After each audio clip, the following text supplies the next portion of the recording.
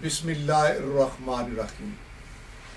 My dear brothers and sisters around the globe, Assalamu alaikum wa rahmatullahi wa barakatuh. I have with me Sufi Jalal Ahmed, a long-standing man who has embraced Islam some decades ago.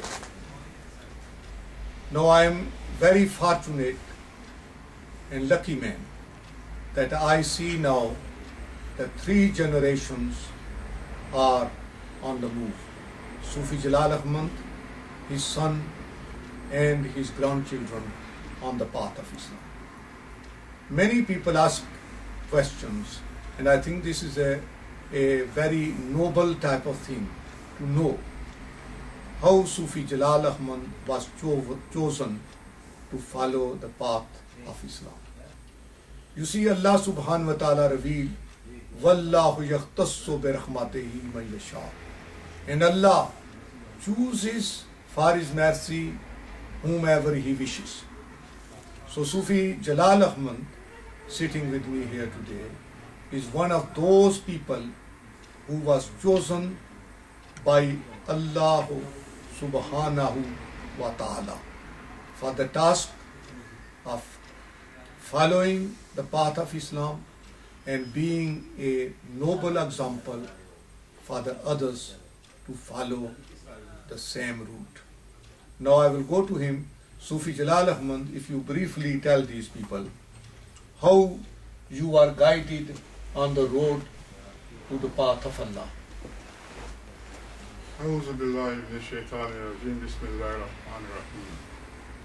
Well, my brothers and sisters, it's a long story, but I'll try to make it as brief as I can. Some years ago, I came to this country as a Christian, and I was brought up as a Christian child, very strict. But at the age of 12, I find I reject Christianity. I didn't know anything about Islam at the time, but I still reject Christianity. Anyway, I grew up, and when I was 19, I lived in West Indies, Jamaica, and I came to this country. And I was here in this country, and then somehow I happened to know about Muslim, but there was a very secret people, the few Muslims that was in the country at the time when I came here. Then I grow up and I get married, and one night I go to my bed and I have this dream.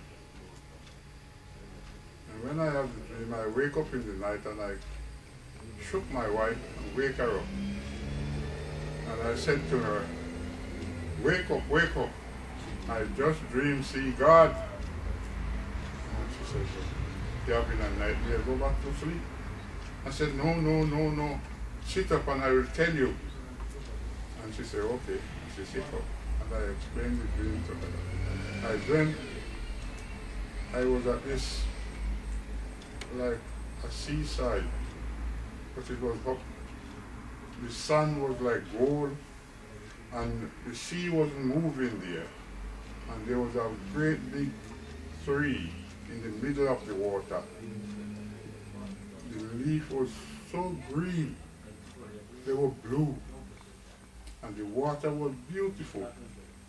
When I walk in the sun and looking in the water, and then I stand up and I was looking towards the tree. I didn't throw anything into the water, but I see the water start to ripple, like when you throw a stone in the water and it starts to move. I stand there,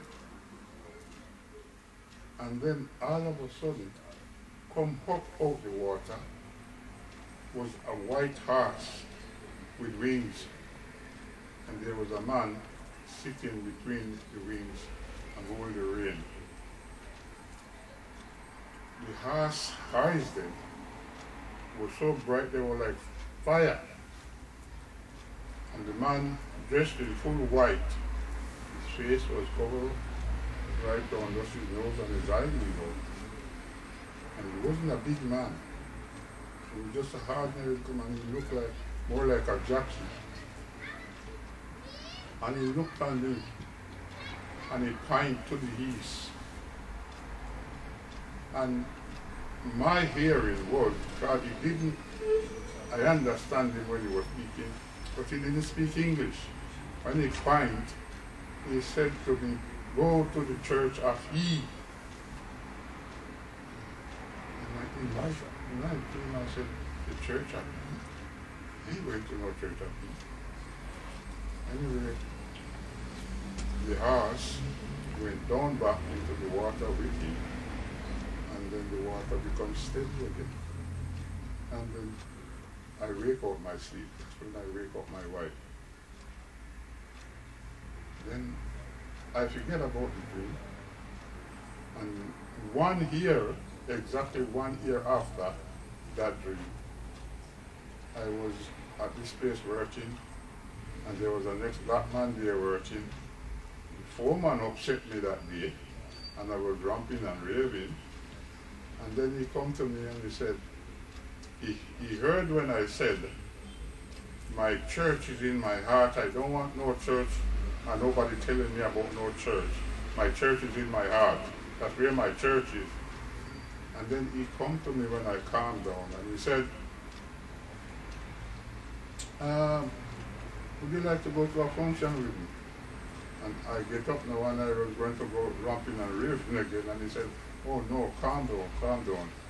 It's not a Christian gathering I'm asking to go with me. It's an Islamic gathering. And then when he said Islamic gathering, whoops, I see the dream come right back in front of me. And I stand there in amazement, and I was very calm. And then I said, what do you say? He said that Islamic gathering, and you go to his locker, and you take a card out, and you hand the card to me, and I look on it. And I said, Islamic gathering. I remember the dream when the man said to me, the church of He. But because he doesn't speak English properly, it sounds to me like the Church of England, because I already know about the Church of England. Then I looking on the dream and looking on the paper and said, this must be it. Anyway, I take it. I said to him, I don't have any money to give you now, but I'll give you money when I get there. He said, no, I don't want the money. I'm giving you this other gift. I took it, and I put it in my pocket. I go home with it, and I show it to my wife. And she looked on it and said, straight away she looked on it and said, this could be your dream. I said to her, what dream? I'm pretending I don't remember the dream. I said, what dream? She said, do you remember when you wake me up and tell me about your dreams you got? And this could be it. You said, the man said, church of He. This, church of He, Islam. I said, so with that, I went to this function. Before I go to the function was the Sunday, and the Saturday night, I have another dream. I dreamed that I was looking for the space where this function held, and at a gate coming up the road, I saw this Indian man stand up in full black. And I go up to him, and I asked him about this function. And he said to me, he's right here. And the man that I saw, the same day I went there, I saw him in the dream, I saw him just the same, standing by the gate. That man was Sheikh Mahmood. And from that day on, I go on, and I go to other, they have meeting at night, they call do the zikr, and I've been to a few of the zikr, and I feel very light and peaceful in this congregation. I went there about 3 times. Third time I embraced Islam. MashaAllah, la ilaha illallahu Muhammadur Rasulullah. Until this day, I'm here in Islam. I'm very strong in Islam. Believe in Allah. Everything I do is Allah. If I walk is Allah. If I sleep is Allah. If I breathe is Allah.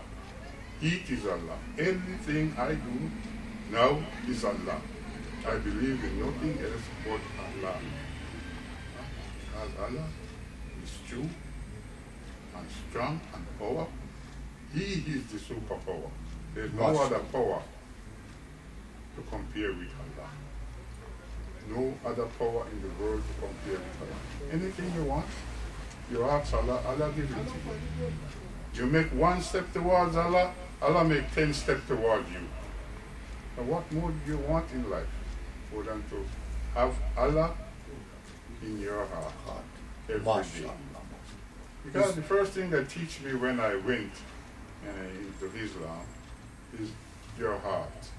It's about your heart. They said you have to clean your heart. I keep wondering, how are you going to clean your heart? You can't get in there to clean it. And about gradually going on and getting these information, I understand what they mean, get to understand about the cleansing of your heart. And when you cleanse your heart, there you go. You belong with Allah. MashaAllah. You see, Sufi Jalal Ahmed, Allah blessed you, and then you in turn blessed your son. You are a black belt in karate, and your son also black belt. And now the 3rd generation, your grandchildren, becoming also as a Muslim. So I think Sufi Jalal Ahmed has been a tremendous friend and a support for the movement and introduction of Islam in UK and projecting this worldwide.